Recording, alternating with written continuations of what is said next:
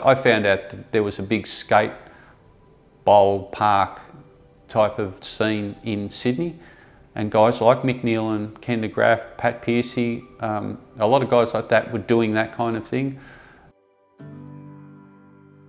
The best period in BMX Freestyle as far as I'm concerned. No bias, but yeah, what a time to be alive. You know, it's a part of my history that I'll cherish for the rest of my life, that's for sure.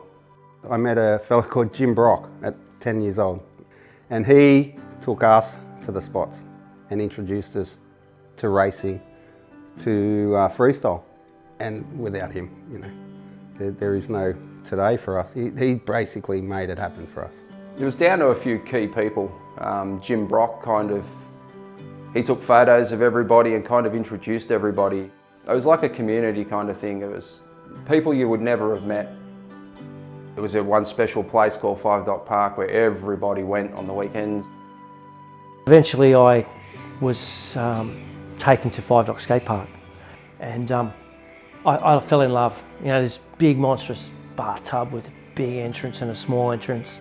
5 Dock was the only other rural skate park at that time, and the few of us who did ride, being Pat, Piercy and the guys from out west, and us from the south coast, and Biggs and Danger and all the boys, that was the place to meet.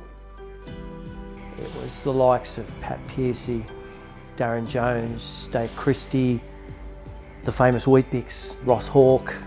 They've got a lot of fond memories, and there was a lot of great riders and some pretty crazy things that we saw and did. You know, guys that I rode with back then, we still have a giggle about it, some of the things that we used to get up to and things that happened. I cherish those days, you know. Graff, Pat Piercy, Michael Nieland, basically the whole 5 Dock crew, as we bonded together as little tackers to medium-sized tackers, really looked after each other. The riding for me was great, and we pushed each other, but the friendships and the laughs we had, well, you won't beat it, never forget it. 85, they had one competition, but then in 86 they had 3. That was dedicated in the end to Pat Piercy. Fearless guy, pretty much nailed everything he went in. Pat Piercy was the king back then, so there's a memorial there.